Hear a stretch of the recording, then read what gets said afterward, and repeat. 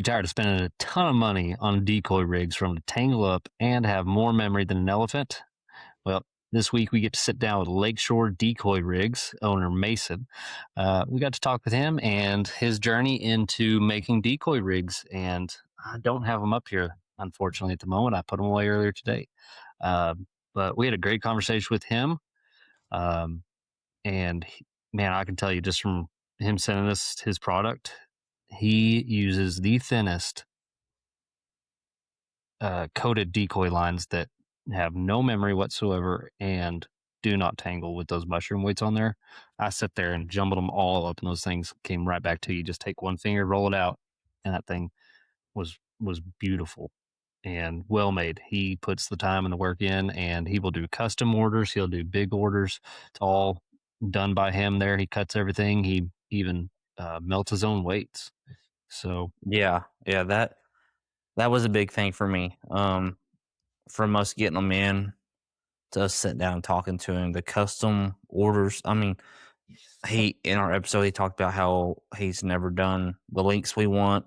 I mean, we mhm. have talked about why we do our links, why we prefer the mushroom over the sink weights or anything else. I mean, he like anyone else that we've done business with here lately, he puts everything into his product to make sure that the product lasts and that the customer's happy with their product. I mean, a lot of you can't get that nowadays. I mean, there's a lot of stuff where there's like you bought it and it messes up, and there's like, what did you do to break it? Not Yeah. what happened, how did it break? Like, you broke it, it's your fault. We're not paying back for this, or we're not giving you any money for this, or helping you out, getting more out. Yeah, he definitely has a passion for it. And you can hear it when he talks about it. He puts a lot of effort into giving you a quality product that he himself uses and trusts fully, and he's not going to let anyone else have something that he does not fully trust and support before he sends it out the door.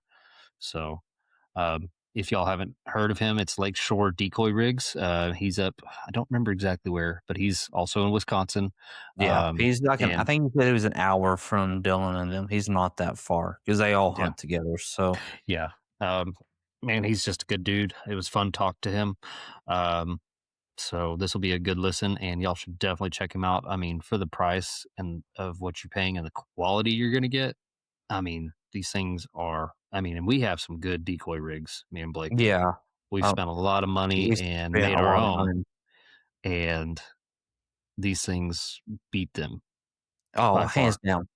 And I'll saved us would have saved will save us money and would have saved us money if we'd gone his route, because yeah. it is a, a thinner cable with even the no memory lines that we have still have a little bit of memory, but these things, I mean, I sat there and kinked them up the other day because I was like, I want to make sure that these things are worth their salt, and they are. Yeah.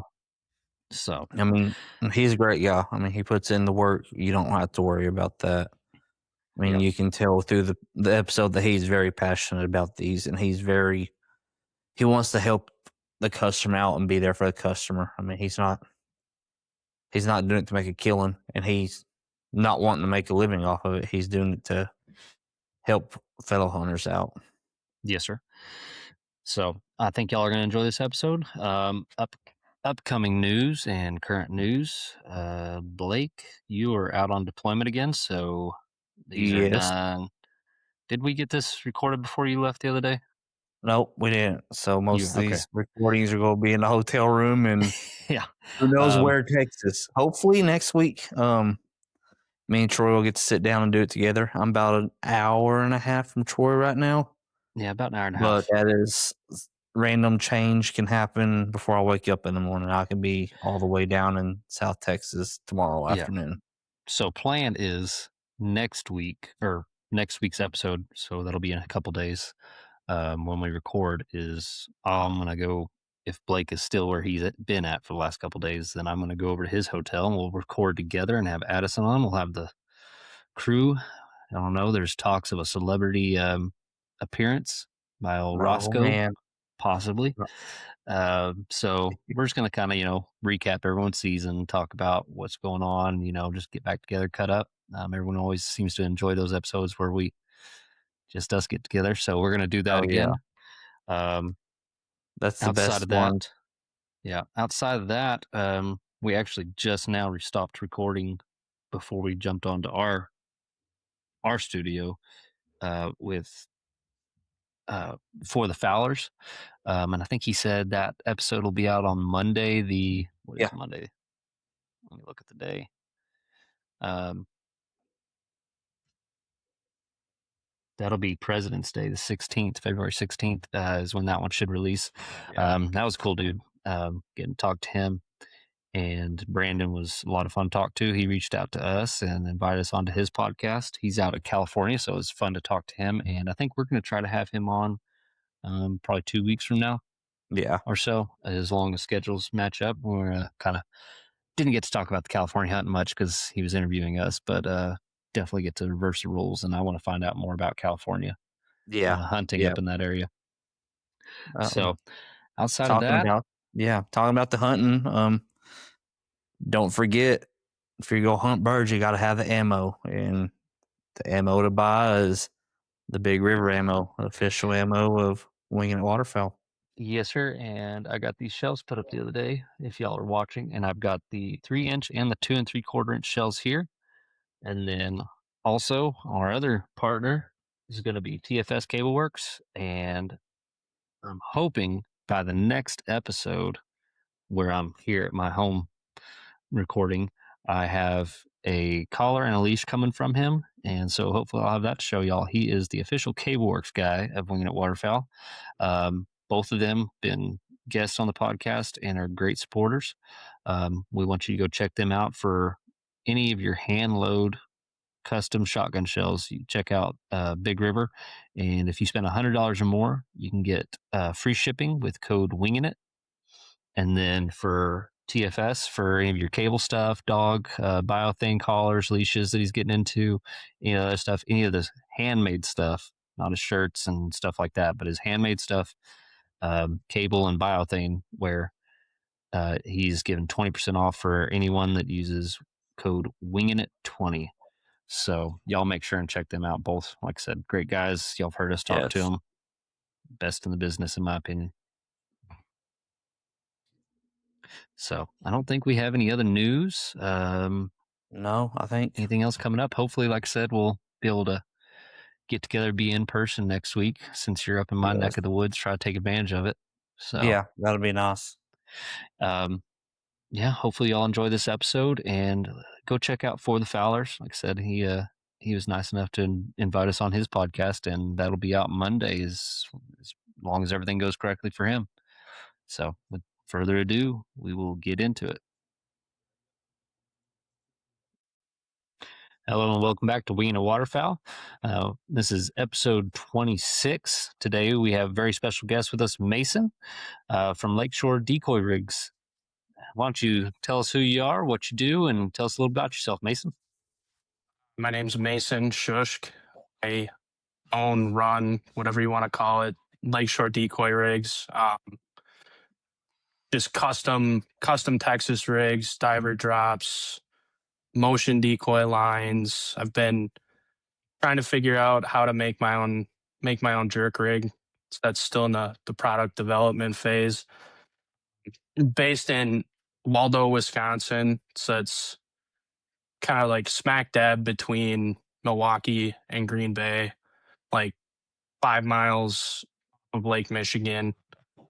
That's where the name Lakeshore comes from.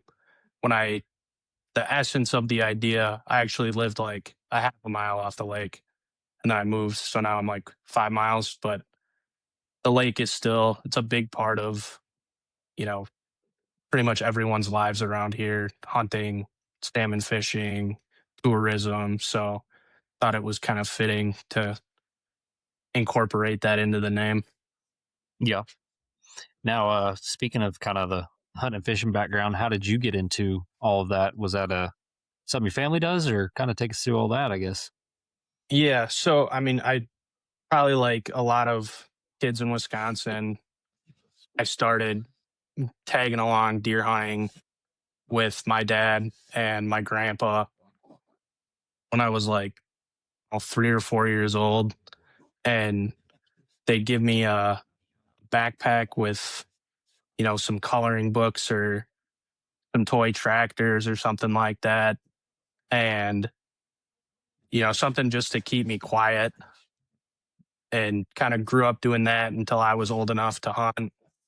And my stepdad took me rabbit hunting quite a lot when I was a kid, tried to get me into turkey hunting, tried to get me into duck hunting, and it didn't really, stick. You're a young teenager. You don't really want to do what your parents tell you to do. So it was kind of like, man, this is dumb. I don't want to do this. And then as I got into high school, my best friend, his grandparents had a farm. So they had some property. And one day after school, he was like, hey, you want to go duck hunting? And I was like, sure. And I don't think we even took a single shot or let alone saw a duck. But I was like, that was pretty fun. You just get to sit there and shoot the breeze with your buddies and whatnot. And I didn't hunt a whole lot like through college. And then I graduated in 2020. So I had nothing but time on my hands. And that's really when it took off. I mean, I was scouting for geese every day. I was going up north 2, 3 times a month to goose hunt, to duck hunt. I started buying as many turkey tags as I could get, started bow hunting, like pretty much doing everything. And, now that's kind of rolled over into salmon fishing, ice fishing, like anything that I can do to be outside all year round. Now it's pretty much all I do. Awesome. Now, what kind of hunting did y'all kind of start out with duck wise? Was it on the lake or were y'all, you said it was on a friend's family farm? Yeah, so we were trying to, I mean, to be honest with you, I don't know what we were trying to do, but it was a lot of like creeks and rivers and basically just places you could walk in. And then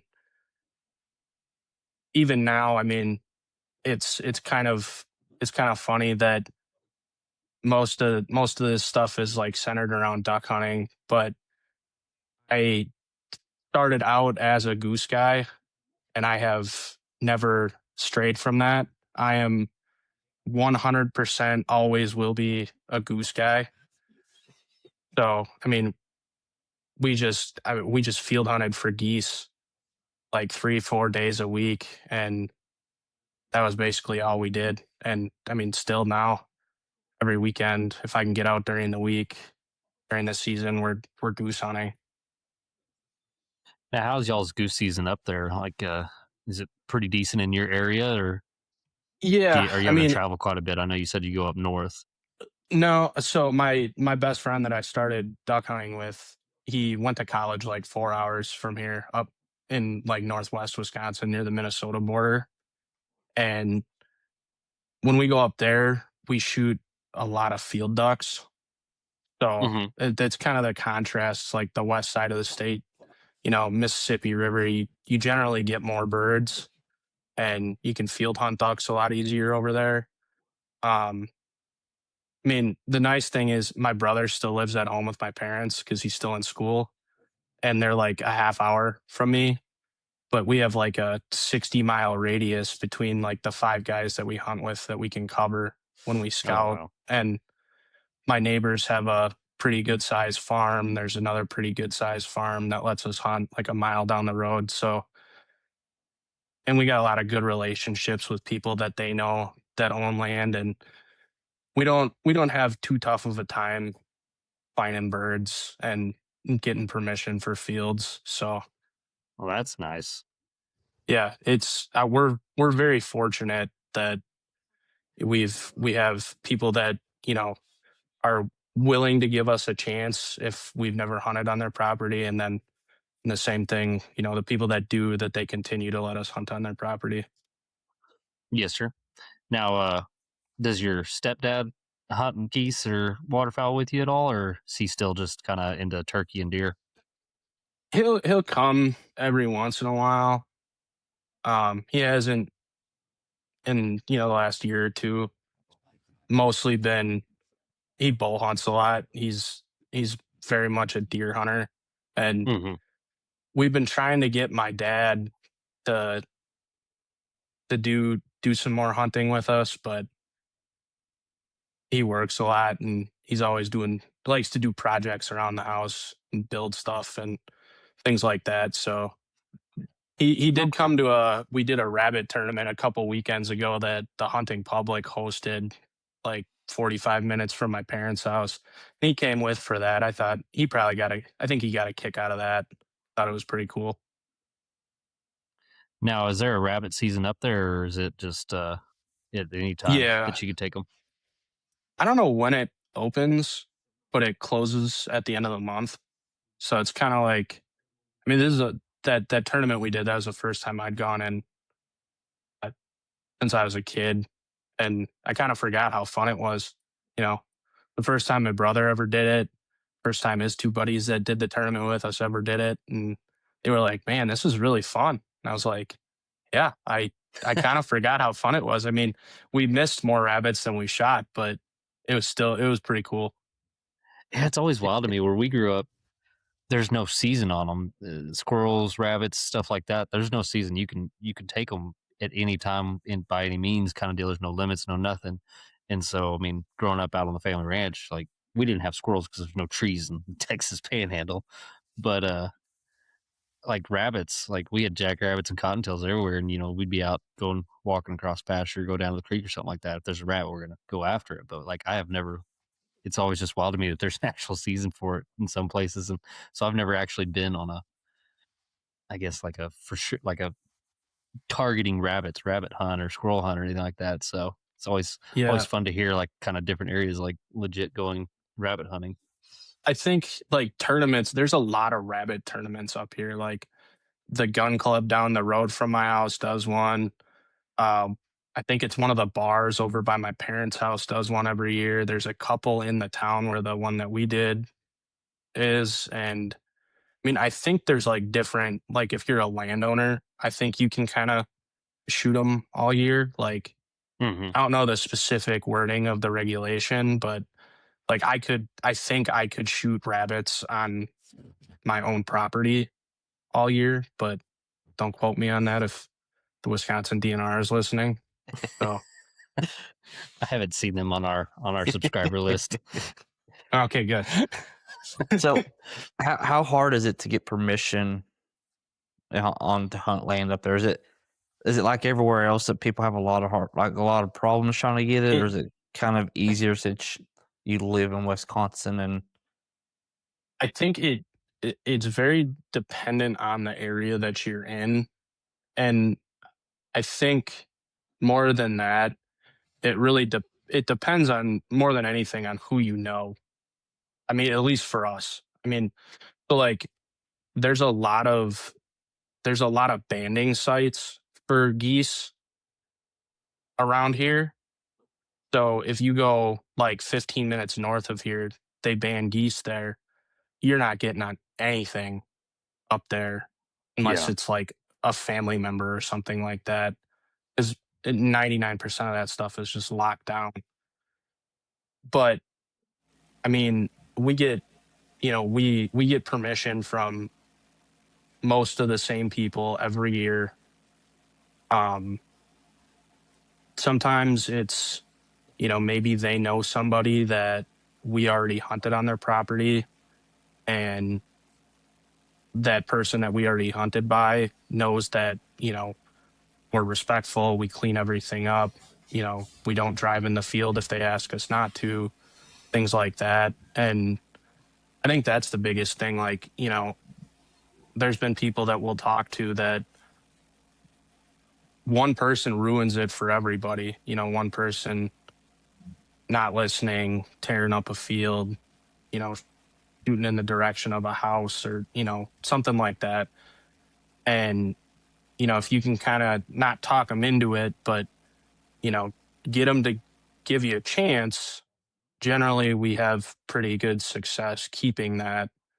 And it's not one of these things where everything that we hunt is just ours. I mean, there's plenty of people where, it's a couple people or it's kind of first come, first serve. And if you get there first, either work it out between yourselves or, whoever was there first gets it. And that's just kind of how it is. And you just have to, we just make sure that we respect their wishes and kind of do what they tell us. And that's kind of basically it. I mean, Yeah, it's really hard to lose stuff up here without being a complete idiot.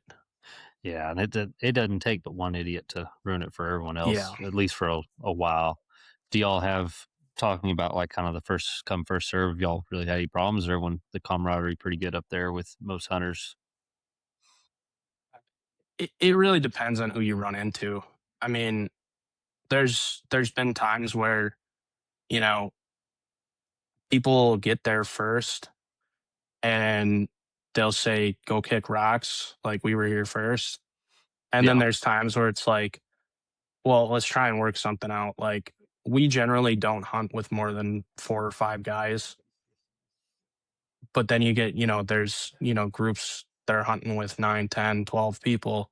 Well, I don't want any part of that. I'm not hunting with 17 people. That's just too many. But then, like, there are times where we've had to get a landowner involved, and it's not because of anything, like when we go ask permission, it's not, hey, can we have permission for the entire season on any of your property, no matter what? It's specific field, specific date. If we want to hunt it again, we ask again. And, some people ask a month before the season or 2 months before the season and think that covers all of it. Oh, yeah. And the landowner isn't under that impression. And that kind of, screws it up for everybody. And we've worked a lot of that stuff out. Like you just, you go to the landowner and say, hey, I'm really sorry. I didn't want to involve you in this. And it's an unfortunate situation. And I understand if you don't want either of us to hunt or anybody to hunt anymore, like, because this is taking up time in your day that you got better things to do. And now you got to deal with these guys who want to go shoot some birds. Like, in my mind, it's not worth fighting over some geese or some ducks to lose permission on, you know, hundreds of acres of land and Yeah. burn that relationship with that person. Yes, sir. Now, when y'all are doing your field hunting, and since y'all are mostly targeting geese, he said, do y'all put out spreads for ducks as well, or do y'all just kind of take them as they come in? I mean, so up north we do. We'll put out ducks, like dedicated duck spreads. Down here, because we don't shoot as many ducks in fields, if the duck season's open and we've seen ducks over the field, we'll throw out a spinner or two and then pull it when the geese start flying. But it's we've kind of, at least this year, I mean, we kind of revamped how we were doing stuff. I mean, I cleaned out half my trailer. I got rid of almost every silhouette that I own. We basically went back to only hunting out of layouts and running kind of similar variations of the same spread all year. I mean, I don't think we put out more than 5 or 6 dozen full bodies all year. And this was probably one of the best goose seasons we've had in the last couple of years, at least, So for you are sure. seeing a noticeable difference then? Yeah, it's something that when I was selling all those decoys and stuff like that, it was, high school kids or, people that are like, they just want to get into field hunting.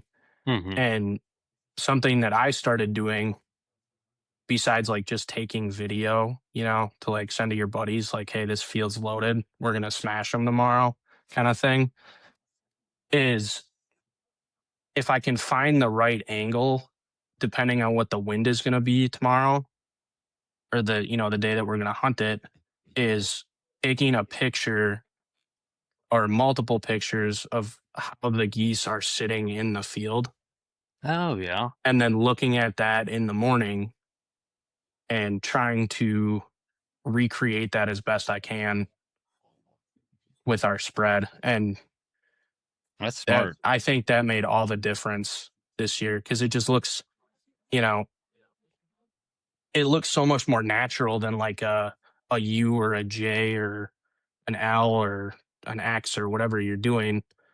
And, sure, there's plenty of people that kill way more geese than me that would say, you know, yeah, it's a good idea, but we do this and we shoot 1,000 geese a year, and it works for us, and it works on the birds that we have here. And Yeah. until it stops working, we're gonna keep doing it. Well, and that's the important thing is kind of finding what does work for you because what works for y'all up there may not work for me down here, Blake, further even further south. Birds change as they get smarter and stuff like that, and then also your area. And I think the best way to do that is seeing what the birds are doing, like what you said. That's pretty great. Now, Yeah, with we get them straight out of Canada, so they're not not as super weary. smart when they get here. Yeah, that was gonna be my next question. It's like, do y'all have a bunch of locals, or most of them are out of Canada? Um, man, it really depends. I mean, it it can change on any given year. Like a couple weeks ago, it was like -40 here, and there's still piles of birds, because you go 20 minutes north into the city that's over here, there's heated retaining ponds. Well, they're not going to leave those, because they can Yeah, stay in fields that are in the city limits where there's zero pressure and just feed on those all year. And it depends, like, how frozen is Lake Michigan, and our birds still going to sit on that. And I mean, from most of the birds that I hunt, at least closer to my house, are, I would say, mostly local birds, because I have 3 ponds across the road from my house, and the mill pond like a half a mile away. I can hear them get up, go walk out in my driveway, see which direction they're flying, and then go follow them.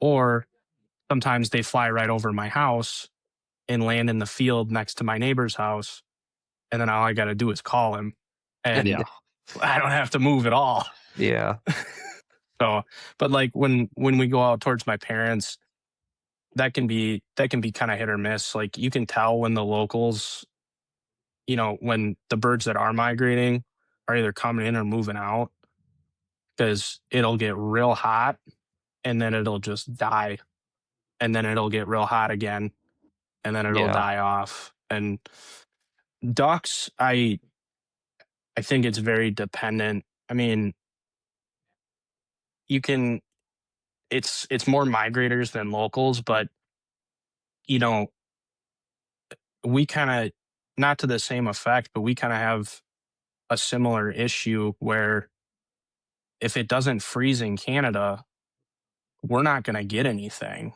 I mean, Hmm. you get a small push here and there, but it doesn't necessarily, like you'd think, beginning of November, it's going to start freezing up there. They're going to start moving. That doesn't always happen. The season could close, or we could be froze out before they get here, and then they just bypass us and keep moving to, Illinois or Missouri or something like that. yeah. Yes, sir. Now, kind of circling back to you changing up stuff this year with moving into um, the layouts. Was that more of a height issue, or is that an access issue, just being uniform, or kind of what was the reasoning behind moving to that? I think I think kind of everything is cyclical. Something works for a period of years, and then, you know, the ducks or the geese or whatever, they get kind of wise to it, and then you got to go back to the thing that you were doing before. and then Mhm. in 5 years it'll change again. So like, I mean, we used to run A-frames on everything, and up here, we can run them in the middle of a bare dirt field and have zero issues shooting geese. I mean, we've done it more times than I can count. We've had some of our best hunts like that where, you know, they'll chop the corn and then they'll come in and chisel plow it, and Mhm. then we'll put an A-frame up right in the middle of that, and we'll shoot geese. And this year, I mean, I think we only used the A-frame like once or twice because it just, you know, it seems like, maybe they're catching on to it or something like that. I mean, it's really hard to say. You can't get inside the mind of a goose or a duck and figure out what they're thinking as much as we wish we could. Oh But yeah, it'd be nice. yeah, it would be really nice. But I think it's just one of those things where now, layouts are going to work for, the next 2-3 years, and then maybe we'll go back to A-frames and panel blinds, and then kind of keep keep rotating them. I mean, I would I don't think I'd ever be, layouts always or A-frames always or anything like that, because it just, having both, it just gives you so much more flexibility on the fields you can hunt, edge hides, middle of the field, things like that. Yeah. Now with your layouts, are you brushing those in every hunt, or have you gone to Hmm. kind of get it brushed in good beforehand? You Nope, are doing every hunt. every hunt. Yeah, that was my best friend. That was like something he just drilled into me when we first started field hunting was if you can't hide from them, you can't kill them. Yeah. And that was, I did the same thing, drilled that into my brother, when his buddies started hunting with us. He drilled that into them. And, that's kind of before we do anything, before we start even talking about putting decoys out or, anything like that, it's let's get the layouts out or get the A-frame out, see what we have to work with. What do we need to touch up? You know, things like that. Get that situated, and then we'll start talking about the other stuff. Okay. Makes sense. Yeah, I know a lot of people. They've got companies like Blind Grass and a couple other ones, come out with some stuff that looks really good. And I was just curious if someone who uses a layout, if that was something an avenue you'd gone down, or if you're still brushing in every time. Yeah, it's like early season up here. It's a lot of wheat fields and hay fields, Hmm. and so you brush it in for that, and then later in the season it's cornfields almost exclusively, at least for us. So you kind of strip a bunch of it off, and then you got to basically rebrush in the whole thing. That first field hunt in combine corn, and then at the end of the season, you rip it all out again down to bare, and you do it all over again. And otherwise, your trailer starts to stink real bad. Yes, sir. Now, with being out there near the lake, do y'all have any geese on big water? I've never not hunted a lot of geese, so I wasn't sure. Is that something on big water, or is it just ducks on big water? They roost on the lake. I've never goose hunted on Lake Michigan. We got some weird open water regulations up here for like Lake Michigan, some bigger lakes, things like that. Like if you go to Michigan, like if you go up to the UP Hmm. and you want to hunt on Lake Michigan, this is what the Michigan DNR officer told me when I called him, is as long as you are 150 yards away from a dwelling, have at it. Yeah. And like ours is like if you're 500 yards offshore, that's considered open water.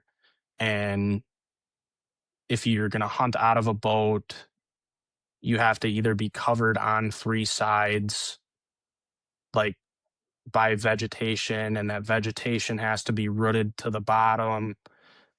Otherwise, you got to hunt out of a layout boat, and like it's real goofy. I Yeah. I don't understand them. I called a warden for up by Green Bay, and he tried to explain it to me the best he could. And I don't think anybody understands them. And if they tell you they do, I think they're lying. Because the open water regulation, man, they're just so convoluted. I think you can make it way simpler, but I don't know Yeah, that I have the perfect answer to that. it kind of sounds like one of those deals, 17 different laws written by 15 different people over 20 different years kind of thing. Uh-huh. Yes, sir. Well, how was your season this year? Was it pretty good? Uh, the changing up, did you see like the amount of birds differ any from the other years? It seems like they were more consistent, I think. I mean, early season was phenomenal. And then, Hmm. it kind of slowed down a little bit because you're hunting local birds, you're putting pressure on the same birds. And then it kind of picked back up. We had some real good hunts in October, and then, in November, we didn't we didn't hunt as much.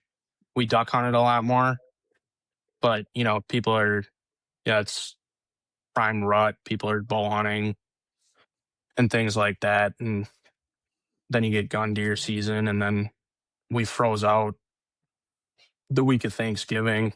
Everything was basically frozen. So Okay. Yeah, I know. At least for us, we kind of had seemed like a shortage of birds this year. I mean, and not nearly as consistent. So I wasn't sure up there kind of how y'all season had looked. And we've heard different things throughout different flyways of how everyone's season kind of played out with the weather and everything. But with y'all's ending so early, I wasn't sure before the weather got goofy for a lot of places. yeah, If the how y'all ducks. It season. was the ducks. It was this was one of the worst duck seasons, at least for me, that I can remember. Man, it was just terrible. It we have a pretty decent sized marsh, not that far from us, and like me and my buddy bought a boat last February and gutted it, redid the floor, put a put a surface drive on it. Like, man, we went all out on that thing, and we shot like 6 birds off that marsh. We shot one bird when we went to the Mississippi, and like it just it seemed like you'd find the birds and then they'd just be gone. Like, you could see early teal season, man. I bet you we saw 1,000 teal, and we went out there on the teal opener and we shot at one bird. Yeah. It was just it was crazy. Like, when we went out to the Mississippi River, and I've hunted on the Mississippi quite a bit because my buddy lives close to it, and we've always done pretty well. And this year we got out there and we scouted and saw a ton of birds, and went out the next morning, and it was like, man, where did they all go? Yeah. It was crazy. Yeah, I know some people I've heard had a really great season, but for the most part, from what we've kind of gathered, it's a weird season to try to like time the ducks and find them and everything. For pretty much everyone all around, from what we've kind of been told and heard and seen ourselves. So I wasn't sure how Yeah. y'all's with y'all's ending so early. It seems like y'all's ends right as ours kind of really picks up. Yeah, it was abnormally warm, and then it just got real cold real fast, and pretty much I think within 2 or 3 days everything around us was frozen. And Do unless y'all? if you found open water, that's where they were. But Yeah. after everything froze, we were just like, we're done. Figure. Yeah. Do y'all take advantage of any of kind of like the ice eaters or anything like that up there? Or is it freeze too hard, too fast kind of deal? I mean, I think if I had like consistent access to like a private pond, I probably would. Yeah. And I'm sure there are plenty of people up here that do. I personally don't know anyone that does. But man, if I had access to a nice private pond with some wild rice or some millet or something in it, I'd throw that thing in there and I'd hunt till the very last day. Huh. And I'm sure we'd do fantastic because it'd be the only open water in the area. But maybe in the future that will be Yeah. something that I get. Okay. Yeah, I was just curious about that with y'all's weather. If it's y'all getting so cold, if that was something even feasible to use, if it just got too cold too fast up there or not. So, well, awesome. Um, Now, kind of moving into the decoy rigs, kind of walk us through exactly how that came about, how you got started with that, what the journey was with that to begin with. So I've always been like since I started hunting, duck hunting and goose hunting, I've always been like a kind of a DIY kind of person. Like I gutted my trailer, put all new shelves in it. The first panel blinds I had, I built, stuff like that.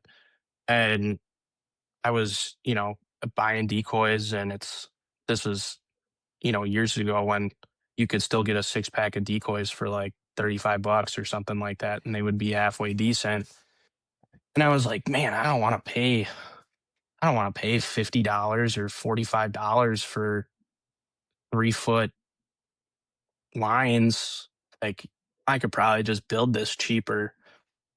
And I started with like those GHG or like those zinc kits that Hmm. you can get with the strap weights and stuff like that. And that worked for a while with like that PVC type line and those kind of flimsy little crimps that they give with you or give you with them. And then this was a couple years ago. We were we were out we were teal hunting. Me and one of my buddies. It's like a mile kayak back to this hole that we've had some pretty good teal shoots on. And I went to throw a decoy, and the weight went one way, and the decoy went the other way. And I was like, "What the heck just happened?" And I looked at them, and they were so stretched out and weak. Like at the bottom where they Yeah. hang on the weight, they had basically just rubbed right through that stuff. And I was like, okay, I'm gonna switch everything out. So I didn't have many decoys at the time. I bought like 250 feet of black steel cable and I changed them all with all the weights that I had. And we used those for a couple years and they worked good. And then I was thinking about it and I was like, you've got to be able to build these for cheaper and sell them for cheaper than what you can buy them on like Rogers or something or any sporting good website. And so I kind of took a while. I kind of figured out where I could get everything from and kind of what it was all going to entail. And it was like, yeah, you can get everything cheaper basically, except for the weights. Like you're spending half the cost of just buying them pre-made to build them yourself, a dozen weights. Like, Yeah. so then I was like, okay, now I got to figure out how to do this. And I started looking, I was watching videos of guys like making jigs for fishing. Like what are they using? What kind of, lead melting pots are they using? Where are they getting their molds and stuff like that? And then the one the one day I was like, man, I think I'm gonna try it and just see how it goes. So I cut every single decoy that I had off the line it was on, and I melted down every single weight that I had and I had like one 3 cavity mold that had a 6 ounce, a 5 ounce, and a 4 ounce mushroom weight on it. And I redid like 200 decoys Oh wow. and just it, it took me a lot longer then than it does now. But and then I told my buddy, I was like, why don't you let me redo yours? It kind of just, I wanted him to have some better stuff, even though, you know, he already had some that were on steel cable, but I was like, let me redo all of these, for practice. We use his Yeah. decoys when we hunt. We use my decoys. Like, let's make sure everything's on good stuff. It ain't gonna break. So I redid all his, and then, you know, the genesis of like actually deciding to sell them was my younger brother's graduating college this year, and he goose hunts with me basically every time we goose hunt, and he's a big fan of goose hunting, but he's really into like property management for deer, and he that's what he wants to do. Yet he's 19, and he just decided that that's what he was going to do, and made a Facebook and an Instagram, and started recording videos of like all the things that he was doing for school, like, controlled burns, and, you know, stuff about like tree cover and like winter habitat for deer and things like that. And I was like, if he's 19 and he's taking a shot trying to make what he wants to do work, I'd kick myself if I didn't at least try it. And Yeah. that was kind of like, that was kind of it. I mean, I didn't think that it was going to be successful at all. Like, thought my buddies would buy them, my in-laws and my parents and, my friends and stuff, they would like share it and, try and tell people about it and whatever.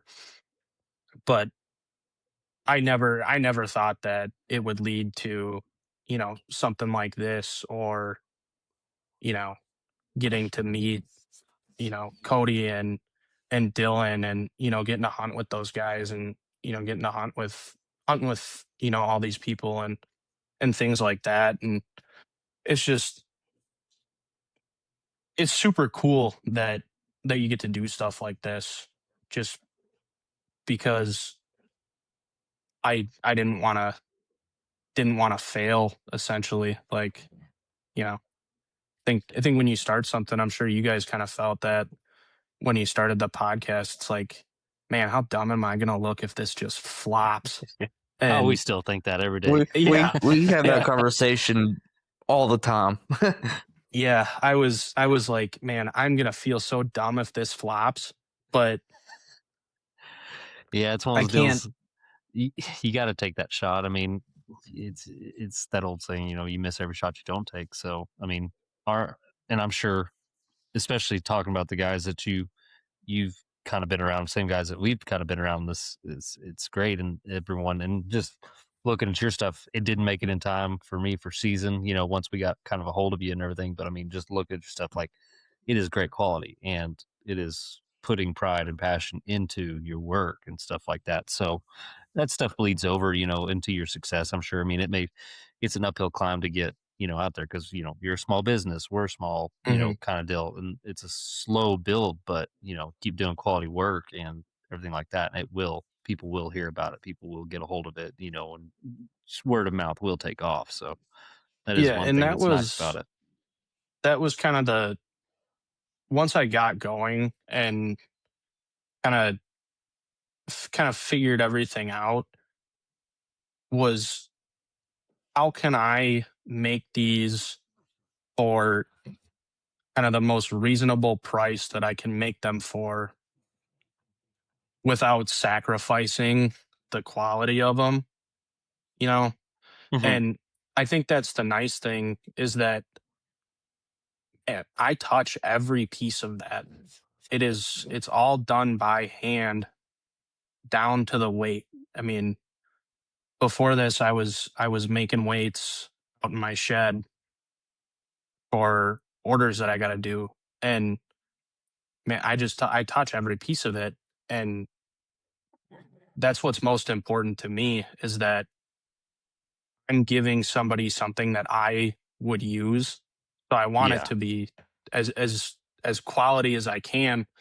And you know, everybody has their opinion. There's still people that think they're too expensive. And, you know, even with the shipping, you're paying pretty close to the same or less than what you're paying for online. But, you know, you're only talking to one person. Like if there's any issues, it comes straight to me and I have to figure that out. And I think, on the same side is if you want something that you can't find online, I have no problem doing that. Like, Yeah. you wanted 40-inch. I don't know that I've ever seen a 40-inch any website or, I sold some a couple days ago. The guy wanted 50-inch. Now that's pretty similar to 4 feet, but he wanted 50-inch. Yeah, that's You know, awesome that you do that. Because, like I said, I don't know if you heard the story of why I went with that, but that's yeah, how deep I can go you, before I start leaking. yeah, that was when you said 40. I was like, man, do I just make them 42? Because that's 3.5 feet, and that's what I already have pre-marked out on the thing. But it's all very professional. I have a screw on both ends of my workbench.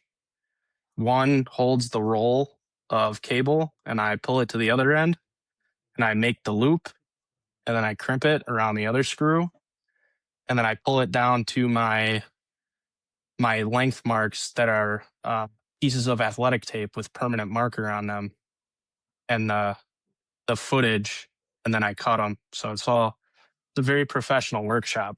Hey, that sounds like brilliant to me. Probably something better than what I would have done. Yeah, Now, kind of backing up a little bit to when you started, have you, in talking about quality and making sure that it's something that you would use, have you changed components, or were you able to kind of dial in exactly what you wanted from the get go? um, I went I went to a significantly bigger melting pot for the lead, and I started buying more molds so that I can do them faster because that's the biggest time consumer in the whole process. I mean, I can I can put together 10 dozen in less than an hour, but to make those weights probably takes me 3 or 4 hours. So being able to melt more at once saves a lot of time. And then the hardest thing to find was a consistent source for lead because it's just not, you can find it on Facebook Marketplace, but man, people want way too much money for what they're trying to sell you. Like when I first started, I found a guy an older guy whose family owned a marina, and he gave me like 240 pounds for like 60 cents a pound. That's that's a steal. And now I got a guy that's like an hour away who he'll drive to like Illinois or Indiana or Michigan or whatever, and he scraps old sailboats and he takes the ballast weights out of them and cuts them up and then sells the lead. So he sells it to me for like $1.10 a pound, which that's a pretty good price. And but it was so hard to find something consistent because it's you don't realize how much you're going through. You Oh know, yeah. I mean, I did an order of 10 dozen 10-foot 10-ounce, and I think that was like 98 pounds of lead. Like that's a lot. And I was like, I just text the guy now, but I was like, man, I need like 150 pounds to finish this. And But now that I kind of have everything worked out logistically, I mean, I tested out some crimps, some swivels. I switched the gang rig clips that go on the long line. Mhm. Yeah. I changed those from what I started with. And I don't sell a ton of those. I wish I did because I love diver hunting, but it just, I would assume just by pure numbers there's less diver hunters than there are, puddle duck Mhm. hunters. But man, I wish I sold more of those cuz those are nice. But I changed those, but everything else kind of remained the same. I mean, I kind of got lucky that the two companies that I ordered my cable from, they were both good the first time I ordered. Yeah, I will And say about your cable, one thing I do love is it is very thin and holds no memory that I can find so far. Like that is, I mean, we used what we used companies that kind of your DIY kit so that we could make our mhm, own, and it's good high quality stuff, but it is not nearly as thin, which is nice. Just No. handling this stuff, it is. That's what I was very curious. Is like how many different sources did you have to go through before you found the one that you liked? yeah, that cable is really, really nice. I will say when it gets to about -30, it does start to get pretty stiff because it's so Well, cold. I'm really But hoping I can take your word for that because I don't know no. that I wanna be out hunting in and I -30. mean, it stays well. So the only reason I know that is because I had some of it. My shed isn't insulated, but my garage is, and it stays, above when it gets that cold. It's still above freezing in my garage. And I had some of it out there, and I brought it in, and I was like, man, this stuff is so stiff. And then I let it sit out there for a while, and it was back to fine. I was like, man, I can't. I got scared for a second. I was thinking that I was gonna have to be like, I gotta find new cable. This stuff's starting to suck. But I everything that I've gotten from customers and everything like that, even because I do it all. It's all Facebook, Instagram, TikTok. It's all through social media. Is and I think that makes it a little bit more personal. Mhm. And I've gotten nothing but positive feedback. I mean, I've had guys tell me that they're never going to buy from anybody else, and you know that's the biggest thing for me is like, yeah, I do put a lot of time and effort into this, and my ultimate goal is, I'm not trying to make a ton of money off of it. Obviously, I need to make money off of it to be able to continue to buy material and stuff like that. But it's just the satisfaction of knowing that, you know, there are people that will buy it and they think it's high quality and they want to continue using it. I mean, I had a guy message me the other day that wanted to buy some, and it's when I started the season, the season closing sale. He's like, I'd seen it a bunch of times in these Facebook groups and whatever. And if it takes a sale for somebody to, at least give it a try and then they become a customer for life, Yeah. like that's I'm completely fine with that. I mean, I just I want everybody that buys from me to know that they're getting exactly what I use, and the reason I use it is because it's it's high quality. I mean, like I said, I touch every part of that. I know what goes into it.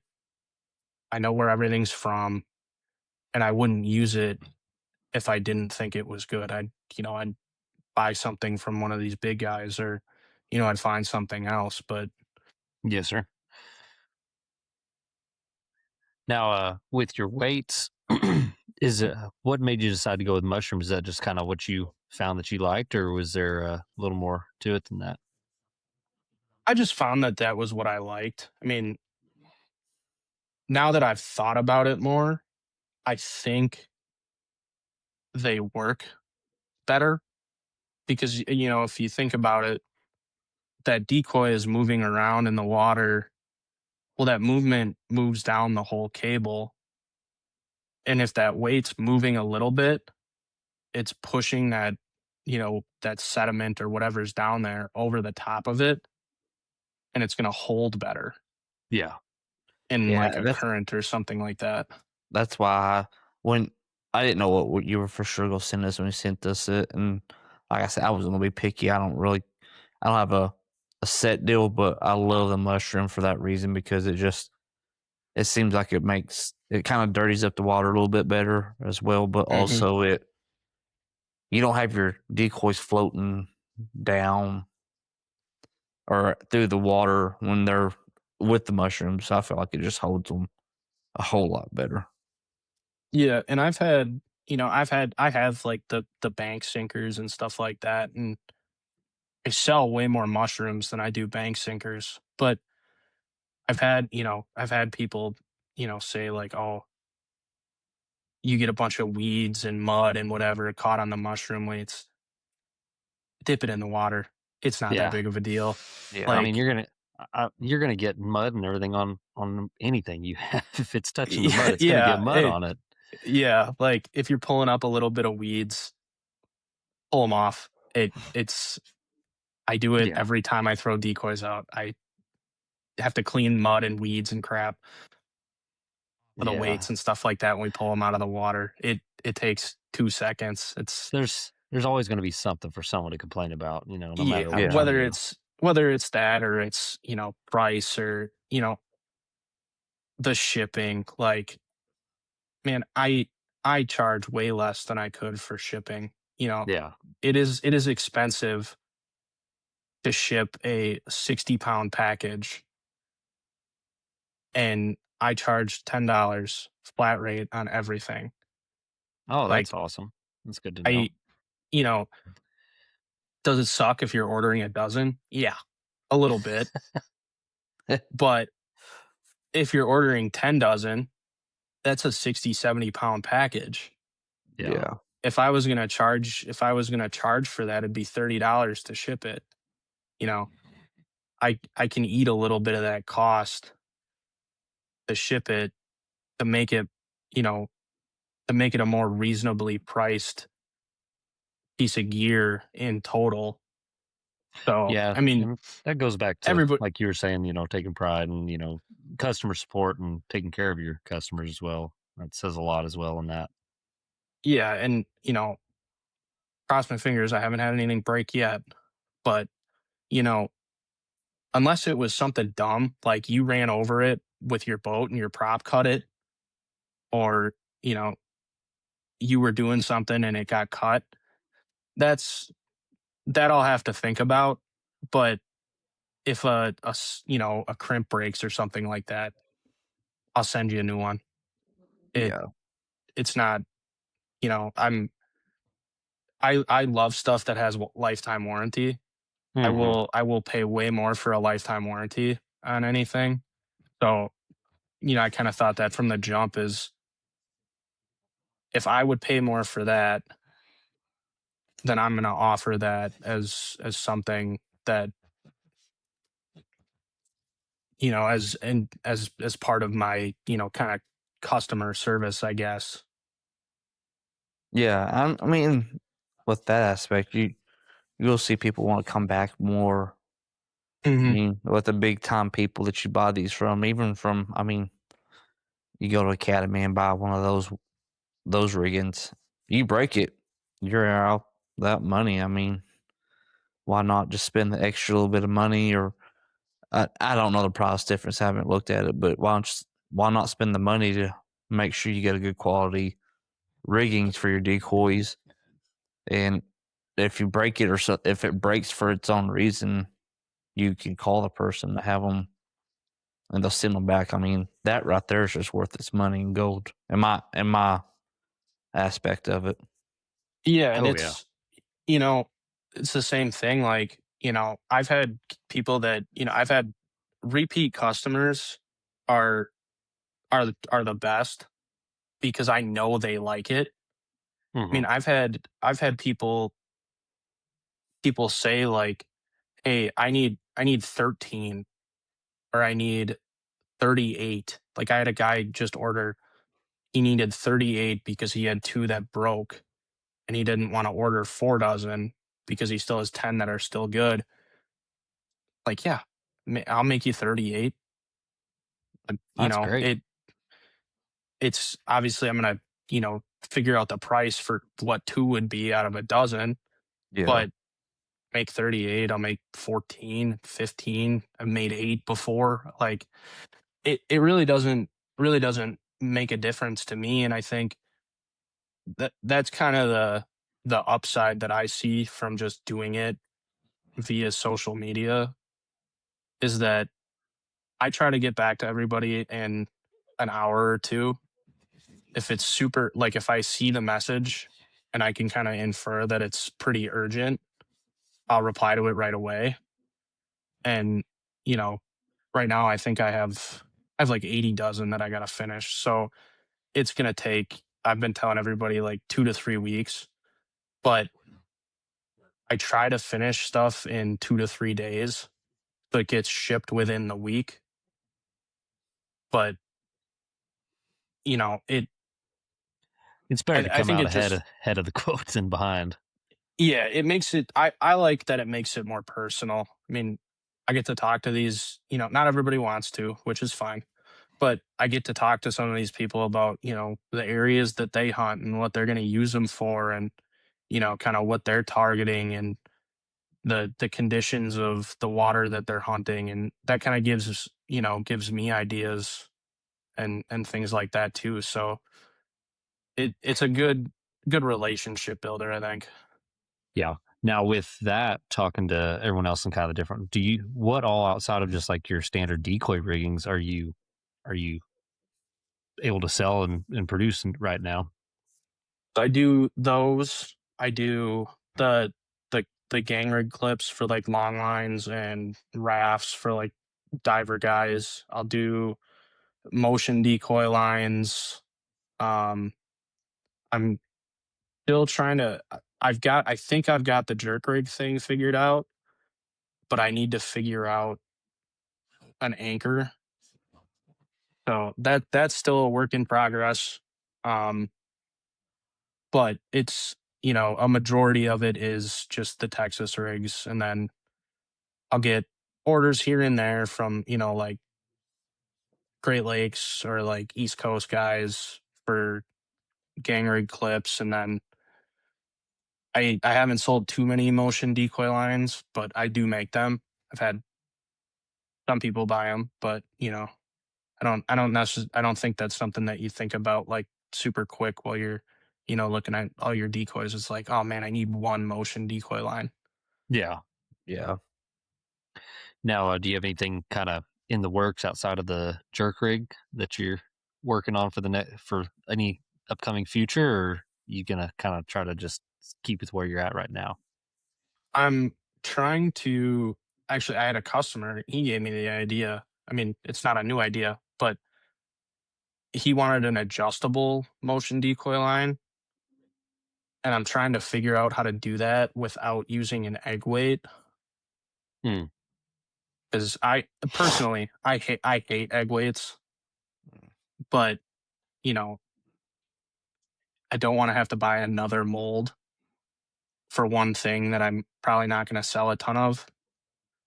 So it's more of a cost thing, like right now. But I'm trying to figure out how to do that with a mushroom weight, Yeah. and I haven't quite got it down yet, but I'm still working on it. So that might be something that I get for next year. That'll be exciting. Yeah. Well, now how does everyone find you to kind of get a hold of you? Kind of walk us through that, where all you're available for sale, and the walkthrough of if someone wants to go ahead and order from you, what they need to do, and where all they can find you. You can message me on Facebook, Instagram, TikTok. My email is on my Facebook page. pretty sure my phone number is too. Don't call me super late at night, but I probably will answer if you call me or text me, something like that. And that's basically it. You send me a message, you tell me what you want, you pay, like Venmo, PayPal, Cash App, whatever, and then I build it, send you a picture of it, and then send you the shipping information, ship it. It's not a website would certainly be more efficient, but this allows me to kind of scale it in the way that I want. Yeah. Because I don't, my end goal is not to make this like my full time job, because if I did, I don't think I would like it as much. Mm-hmm. And I have a really good job. They're really flexible about hunting and fishing, and I got, good benefits and all that stuff. And I don't want to give that up. But I think, like I said, it makes it more personal, because I get to talk to the customers and I get to, get to know them a little bit and stuff like that.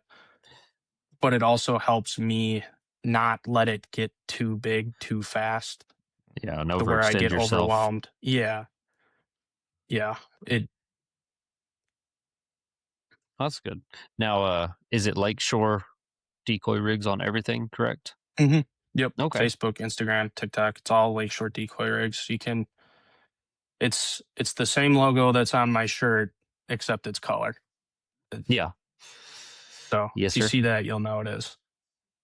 Well, awesome. Well, I really appreciate you coming on and talk with us. Like I said, with our crazy weather we had and everything getting messed up at the end of season for me, I didn't get a chance to use them, but man, I will say that they are high quality and I am so excited to use them. Got them sitting up here because I was like, if I'm not going to have them out, at least have them on up here where I can see them and everyone else can see them for you. But man, I appreciate you sending us those, reaching out to us and coming on tonight. And hopefully everyone comes checks you out. Lakeshore Decoy Rigs on all socials. Get a hold of you and get some ordered for next season. So, well, we appreciate everyone tuning in tonight, and we will see y'all next week.